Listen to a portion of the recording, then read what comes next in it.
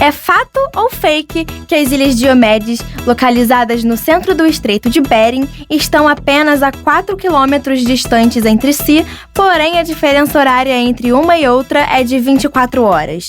Pensa aí que no final do programa, o nosso guru da geografia, Alan Pacífico, responde. Está no ar o Múltipla Escolha, com comentários, dicas e curiosidades sobre os cursos de graduação da UERJ. Hoje vamos saber um pouco mais sobre a graduação de Geografia e seu papel no processo da construção e da leitura de mapas. Quem fala conosco é o professor de Geografia do Instituto de Aplicação Fernando Rodrigues da Silveira, Augusto César. Múltipla Escolha! Bem-vindo, professor Augusto César. Primeiramente, de onde veio o interesse pela geografia?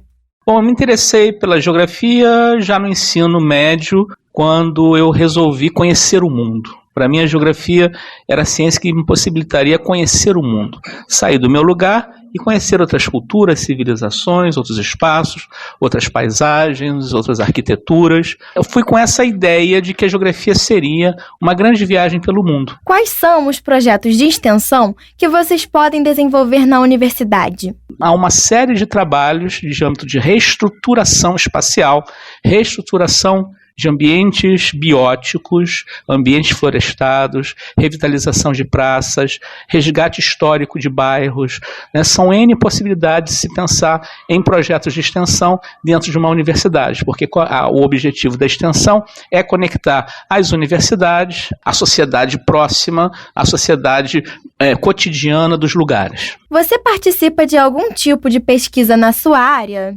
Sim, eu tenho um grupo de pesquisa há cerca de 15 anos na plataforma do CNPq e oriento graduandos, pesquisadores de iniciação científica, né, assim como mestrandos, doutorandos e pós-doutorandos, que fazem parte do meu grupo nesse processo de pesquisa que envolve notadamente o conhecimento do Rio de Janeiro como uma unidade federada nova, que foi fundida com a Guanabara em 1975 e que tem projetos diversos de desenvolvimento socioespacial nos mais variados ambientes regionais. Quais são as possibilidades de trabalho para o aluno que faz esse curso? São muitas as possibilidades. Infelizmente, esse trabalho ainda é pouco conhecido, ou é pouco conhecido pela falta de, vamos dizer, divulgação de fato, né? A falta da geografia sair a campo, né? Sair fora da universidade e mostrar que ela tem a possibilidade, além de trabalhar com a educação básica formal e outros processos de ensino e aprendizado sobre espaço, né, com núcleos formais e informais, também tem a possibilidade de trabalhar como gestor público, né, como aqueles profissionais que lidam com restauração ambiental, né, com projetos de sustentabilidade e gestão de bairros, né, tem a possibilidade de trabalhar com reflorestamento de encostas, tem uma série de questões que envolvem o dia a dia do geógrafo no ambiente da sociedade moderna. De que maneira um profissional de geografia pode atuar em um problema como as queimadas da Amazônia? O geógrafo atua, de fato, no reconhecimento da biogeografia, ou seja, dos aspectos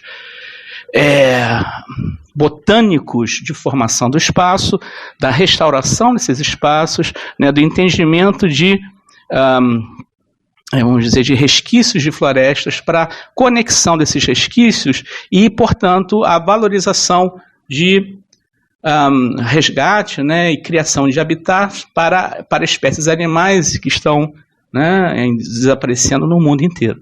Né? Então, a geografia tem um papel importante para entender a natureza dos conjuntos florestais no mundo e como eles se conectam para a manutenção de um ecossistema que não é apenas de um ambiente florestado.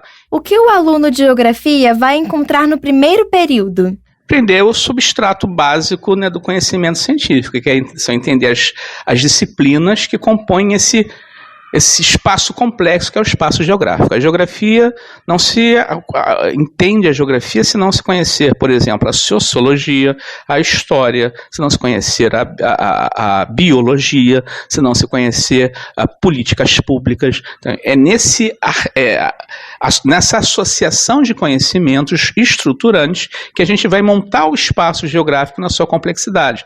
A geografia não funciona sem a geologia, não funciona sem a política, física, não funciona sem a economia, não funciona sem a biologia. Então, é uma articulação de conhecimentos prévios que serão trabalhados nos semestres iniciais para que, então, se compreenda de fato como se dá a organização do mundo, né? Como você usa a sua graduação fora do seu trabalho? Eu uso a minha graduação fora do meu trabalho na minha relação social. Eu passo a ter uma boa percepção espacial, né? Eu me localizo bem, né?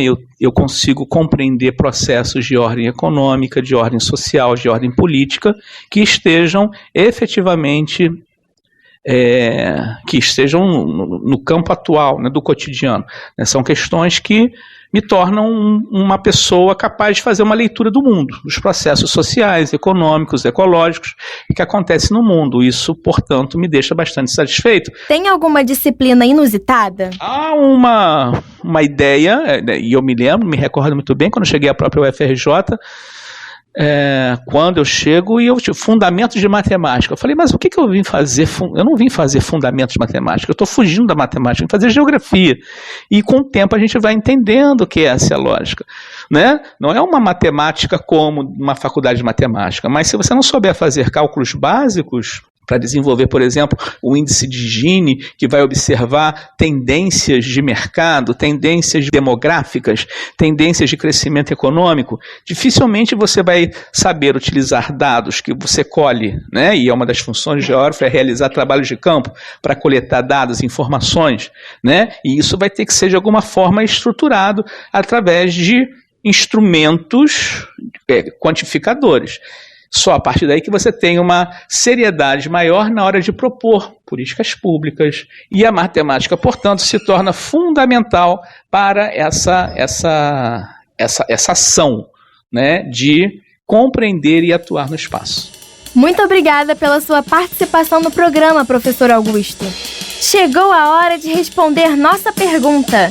As Ilhas Diomedes, embora próximas, têm diferença horária de 24 horas entre uma e outra? E quem vai desvendar pra gente esse mistério é o professor de Geografia da UERJ, Alan Pacífico. Então, esse caso é um caso muito curioso, emblemático. Por que isso acontece? Quando a gente estuda lá no 6º ano, ou também no ensino médio, já que é um assunto que cai bastante em vestibular, fusos horários, a gente vai entender que todo o processo que gerou esses fusos horários que nós temos hoje são processos complexos, envolvendo geopolítica, envolvendo acordos internacionais que geraram convenções. E uma das convenções muito importantes é a chamada linha internacional de mudança de data, né? Se considerarmos que o planeta tem 360 graus, era importante demarcar, para configurar um horário padronizado no mundo e conseguisse ter 24 horas, algum paralelo do planeta, né? Perdão, algum meridiano do planeta teria que ser o marco zero da mudança de data, para um dia seguinte, para o dia anterior. E essa mudança de data, essa linha de mudança de data, ela passa exatamente entre uma ilha e outra. Então, durante um dia, enquanto numa ilha você tem um dia, na ilha mais a oeste, você tem um dia atrás, né? Essas ilhas são apelidadas de Ilha do Amanhã e Ilha do Ontem. Então, é uma situação curiosa, mas que a geografia, a geopolítica e a própria cartografia também nos ajudam a entender. Nesse caso, então é fato, tá certo?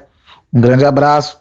Tchau. Se você se interessou pelo nosso conteúdo e quer saber mais sobre os cursos de graduação da UERJ, entre no site cte.uerj.br/radioUERJ.